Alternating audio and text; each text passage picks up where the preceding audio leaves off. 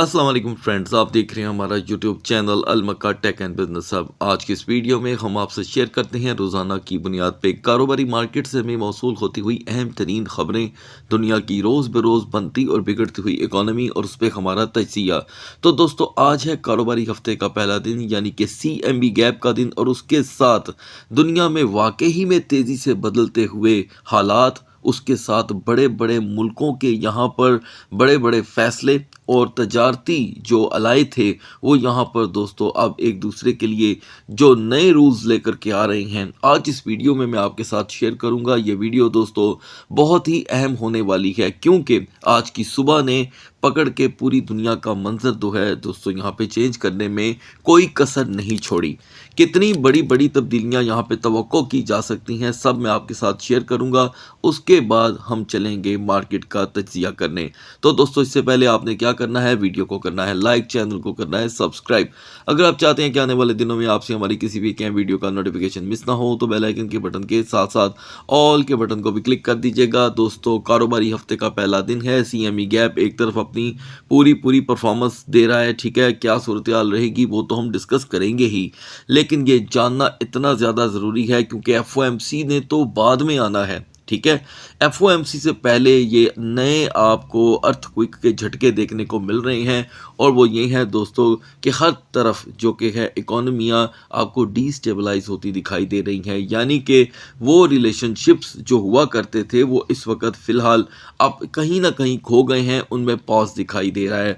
हर कोई अपनी आप में या अपने कियों में सफाइयाँ देने में लगा हुआ है, ठीक है।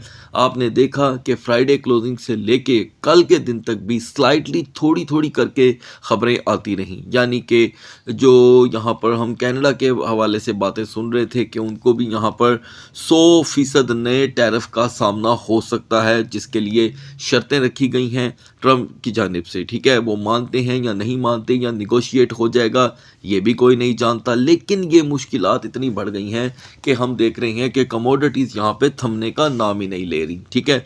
तो दोस्तों, अगर आप फौरी तौर पे खबरें वीडियो हमारी शेयर हो जाने के बाद जो आती हैं मौसूल करना चाहते हैं, तो आप हमारा व्हाट्सएप चैनल ज्वाइन कर लें। वहाँ पे इंशाल्लाह फ़ौरन खबर शेयर कर दी जाती है, और वो भी अच्छी खासी वेरिफिकेशन करने के बाद। तो दोस्तों, लिंक जो है हमारे व्हाट्सएप चैनल का वो सिर्फ हमारी वीडियोस की डिस्क्रिप्शन में होता है, फ़िलहाल उसे आपको सर्च करने की ज़रूरत नहीं है। आगे बढ़ते हैं दोस्तों। अगर हम बात करें यूरोप और US की आपस में टाइज़ में भी यहाँ पर कुछ जो मसाइल हैं वो बढ़ते चले जा रहे हैं, अभी ख़त्म नहीं हो रहे। कनाडा के बाद ये चीज़ आ गई, ठीक है, 2 हो गया, तीसरा सुन लें। India plans to slash on import of EU cars to 40%, ठीक है जी, फ्रॉम एज अ हाई 110, यानी कि उन्होंने ये जो मीटिंग की है 25 जनवरी को, उसमें उन्होंने इस टैरिफ को थोड़ी देर के लिए कम किया है। अब आपको मैं एक मज़े की बात बताता हूँ। अभी हम देख रहे हैं कि जितनी भी मीटिंगें होती हैं, जितनी भी, उसमें बात कुछ और करके जाते हैं, ठीक है। और जैसे ही अपने अपने घरों की तरफ जाते हैं, जनाब फैसले मुखर हो जाते हैं या कैंसिल हो जाते हैं या होते ही नहीं हैं।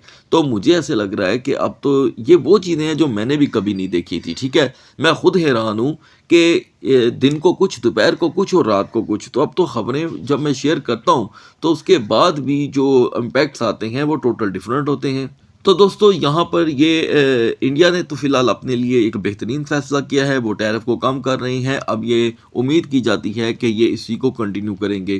खैर, अब आते हैं चौथी खबर पे। फ्राइडे को दोस्तों आप शायद नहीं जानते कि US स्टॉक मार्केट बहुत बुरी तरह यहाँ पर डिस्टर्ब हो गई थी, ठीक है, क्योंकि हमने देखा कि यहाँ पर जो कमोडिटीज़ में से एक अदद गोल्ड है वो 5000 को यहाँ पर क्रॉस कर चुका था, ठीक है जी। अब आते हैं लास्ट वन पे। लास्ट वन ये है दोस्तों कि चाइनीज़ इन्वेस्टर जो हैं वो तेज़ी से अपना इंफ्रास्ट्रक्चर जो कि है मूव कर रहे हैं। जैसे कि आप जानते हैं सिल्वर की तरफ उनकी बड़ी तवज्जो है, और अब AI से जुड़ी एप्लीकेशंस की तरफ। दूसरी तरफ दोस्तों, जब साल 2026 का आगाज़ हुआ था तो मैंने आपको अपडेट किया था कि शटडाउन जो है वो दोबारा हो सकता है, ठीक है।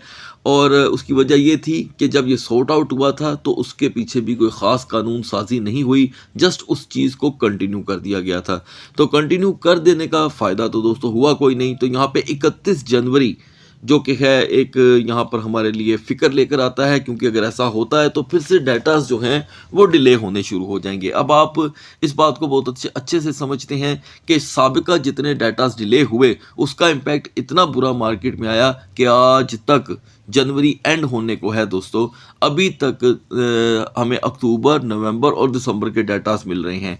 अल्लाह ना करे अगर अब फिर यहाँ पे शटडाउन होता है यूएस गवर्नमेंट का, तो फिर ये डेटास कब डिले होंगे, कब आएंगे, कुछ पता नहीं है। और पिछला जो शटडाउन था दोस्तों वो 44 डेज़ का था। इससे पहले दोस्तों खबरों का सिलसिला ख़त्म करके हम आगे बढ़े, मैं आपको बताता चलूँ कि एक नई पेशरफ्त देखने को मिल रही है, और वो ये है कि यूएस यहाँ पर जापान के साथ कोलैबोरेशन करके उनके बिज़नेस को सपोर्ट करने की यहाँ पर कुछ बातें दोस्तों देखने को मिल रही हैं। इवन कि वो ऐसा वैसे कभी हुआ नहीं है, क्योंकि माजी के अंदर ये बड़ा एक अबनॉर्मल बिहेवियर देखा गया हुआ है। लेकिन एक आज के एशियन सेशन में जो आज सुबह हुआ पहला, जैसे इवनिंग में यूएस स्टॉक मार्केट का सेशन होता है, उसे देखने के बाद दोस्तों पता चलता है कि यहाँ पर कुछ ऐसी टर्म्स देखने को मिल रही हैं और ऐसे कुछ फैसले देखने को मिल रहे हैं कि अमेरिका जापान के साथ मिलके कुछ यहाँ पर नया करने का सोच रहा है। अब वो नया क्या है, कारोबार को लेकर मैं आपको आने वाले वक्त में ही डिस्कस करूँगा। लेकिन अगर मिसाल के तौर पे अमेरिका, क्योंकि इस आर्टिकल में बाकायदा तौर पे लिखा हुआ है, ठीक है, कि अगर वो जापान में या कोई उनकी इकोनॉमी में वो इन्वेस्ट करते हैं, मिसाल के तौर पे एग्जांपल दे रहा हूँ, तो इससे फिर उनकी अपनी जो इकोनॉमी है वो कभी स्ट्रॉन्ग नहीं हो सकती, वो वीकनेस की तरफ जाएगी, जिससे फिर से एक मरतबा फ़ायदा कमोडिटीज़ को होगा और क्रिप्टो मार्केट में हमें डाउन साइड का भूचाल देखने को मिल सकता है। तो दोस्तों बढ़ते हैं मार्केट की तरफ। आफ्टर मिडनाइट करेक्शन हम देख रहे हैं दोस्तों कि कैपिटलाइजेशन जो है वो पॉजिटिव वे में यहाँ पर इम्प्रूव हो रही है। ये कहना कि तेज़ी से बढ़ रही है ये गलत होगा, लेकिन इम्प्रूव ज़रूर हो रही है, क्योंकि सीएमई परफॉर्मेंस यहाँ पर सारा दिन रहेगी। अगर हम डोमिनेंस की बात करें तो उसमें 0.10% की कमी हुई है। तो गाइस हम अपने तजज़िये में रोज़ाना की बुनियाद में XAUT और XAU को यहाँ पर ऐड कर रहे हैं। इंशाल्लाह आगे चल के आपको इसकी पूरी इंफॉर्मेशन देंगे, क्योंकि यही इस वक्त ट्रेंड कर रहा है। तो दोस्तों BTC ने किसी हद तक अपनी करेक्शन को इम्प्रूव करने की कोशिश की है, और जिसका यहाँ पे लाइव सबूत आपके सामने है कि हम 88,127 तक आन पहुँचे हैं। इथेरियम भी कुछ इसी तरह है। तो हम यहाँ पर अपना कर लेंगे वक्त सेव, आगाज़ कर लेते हैं BNB से।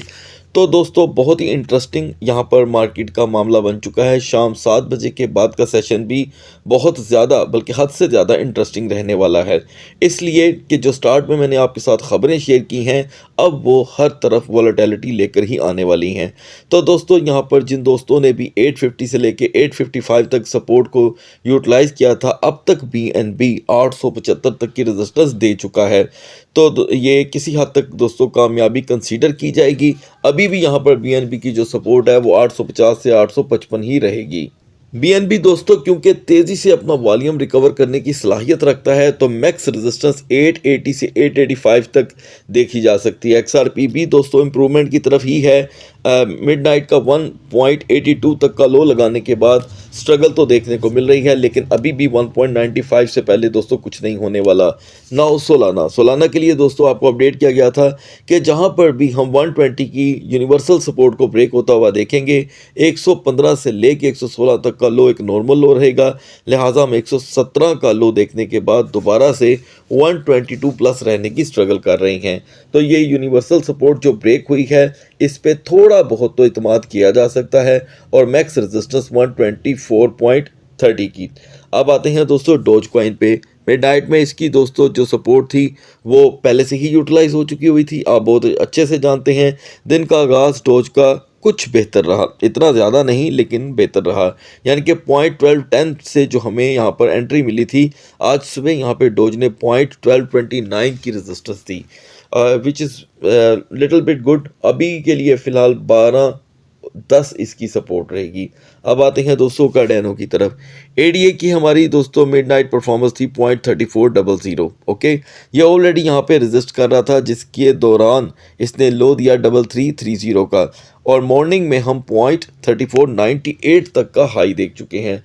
तो ये दोस्तों कार्डेनो के एनालिसिस रहे कामयाब। अभी भी हमें 0.3510 से पहले कुछ नहीं मिलने वाला। सपोज़ अगर हम 0.3510 को क्रॉस कर लेते हैं तो 0.3545 की एक नई रेजिस्टेंस आपके सामने होगी। इसी के साथ दोस्तों BCH को भी ऐड करते हैं और हमारी BCH की सपोर्ट थी 570 की। आपको अपडेट किया गया था कि अगर ये सपोर्ट टूटेगी तो हम 563 से लेके 560 तक का लो देखेंगे। तो गाइस हम 564 का ऑलरेडी लो देख चुके हैं। BCH 580 पे अपने 45 मिनट कंप्लीट करने के बाद नॉर्मली हमें 588 तक की मजीद रेजिस्टेंस दे सकता है। चेन लिंक की दोस्तों सपोर्ट थी 11.50 की। 100% यहाँ पर दोस्तों इसने वर्क किया है और हाई रहा यहाँ पे 11.80 का, ठीक है जी। और अभी अगर उसको हम करंट सिचुएशन में देखें तो हम 11.87 पे आन पहुँचे हैं। सपोज़ अगर हम 12.10 की रेजिस्टेंस यहाँ पे नहीं अपनाते तो 11.60 का रिवर्सल एक नॉर्मल रिवर्सल रहेगा। नाउ जी कैश के लिए दोस्तों हमारी सेफ जोन थी 340 की और जी कैश ने इसे बिल्कुल नॉर्मल बिहेवियर देते हुए मॉर्निंग में तोड़ डाला, यानी कि हमने 340 के ब्रेक होने के बाद 326 तक का लो देखा है। इस 326 के बाद हमारे एनालिसिस हो जाते हैं दोस्तों कंप्लीट, लेकिन मॉर्निंग का सेशन इसके लिए उससे ज़्यादा, यानी कि मॉर्निंग के तकरीबन 2 घंटे बाद जी कैश ने फिर से 355 की रेजिस्टेंस अपनाई। ये बात क्लियर हो जाती है कि यहाँ पर जी कैश को 350 की सपोर्ट मिल चुकी है। इसके ब्रेक होते ही जी कैश हमें 343 340 तक का लो दे रहा है और मैक्स रेजिस्टेंस 358। BGP की दोस्तों हमारी सपोर्ट थी जो बिल्कुल फ्रेश थी, वो थी 3.55, लेकिन इस वक्त दोस्तों हमने 3.56 का लो देख लिया है और 3.60 की रेजिस्टेंस आपके सामने है और अभी भी 3.55 से 3.65 के दरमियान ही इसकी वर्किंग रहेगी। टाओ जो मिडनाइट में 224 तक पहले से ही पहुंचा हुआ था हमारे एनालिसिस के दरमियान, इसने 220 की अपनी सपोर्ट को यूटिलाइज करके जो हाई सेट किया है दोस्तों वो है 234 का। अभी भी इसकी सपोर्ट जो है वो 230 ही रहेगी। लास्ट में आ जाते हैं हम दोस्तों XAUT पे, ठीक है। XAUT और XAU/USD की जो परफॉर्मेंस है दोस्तों वो बिल्कुल डिफरेंट है। तो मैं यहाँ पे अभी फ़िलहाल आपको बताने लगा हूँ XAUT के बारे में, ठीक है जी। और यहाँ पर दोस्तों XAUT ने अपने दिन का आगाज़ एग्जैक्टली 5050 से किया और हाई रहा 5062 का, यानी कि ये वो लेवल था कि दिन के आगाज़ तक इसे 45 मिनट की रेजिस्टेंस चाहिए थी।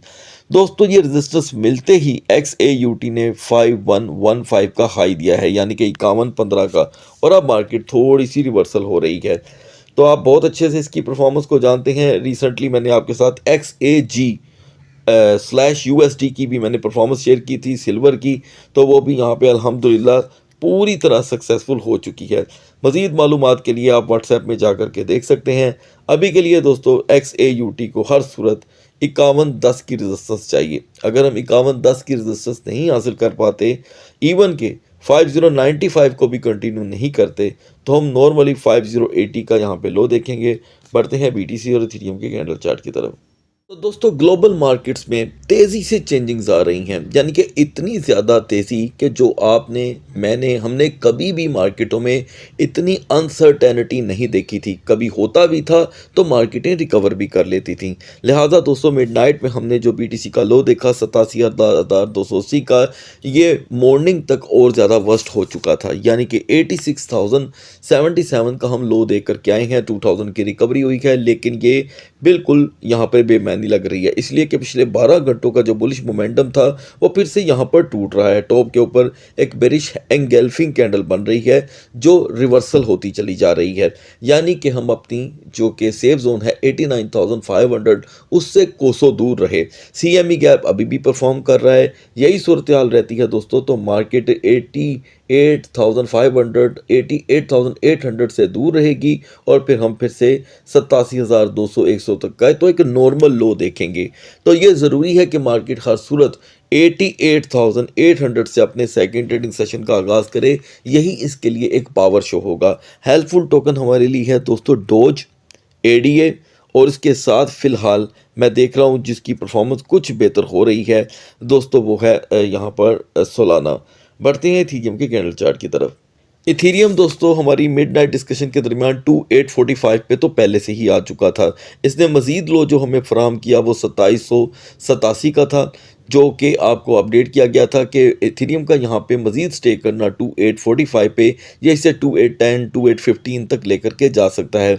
ऐसा ही हुआ 2787 के लो के बाद अब जाकर के इथेरियम ने 2911 का हाई दिया है और यहाँ पर भी एक रिजेक्शन कैंडल बन रही है। ज़रूरी होगा कि इथेरियम दोस्तों जल्द अज जल्द 2945 पे अपनी रेजिस्टेंस विद 4 और कैंडल चार्ट प्रोवाइड करे। ना मिल पाने पे हम दोबारा 2880 2870 का एक नॉर्मल लो देखेंगे और हेल्पफुल टोकन रहेगा यहाँ पर BGP XAUT over XAU over USD। So guys अगली वीडियो तक अल्लाह हाफिज़।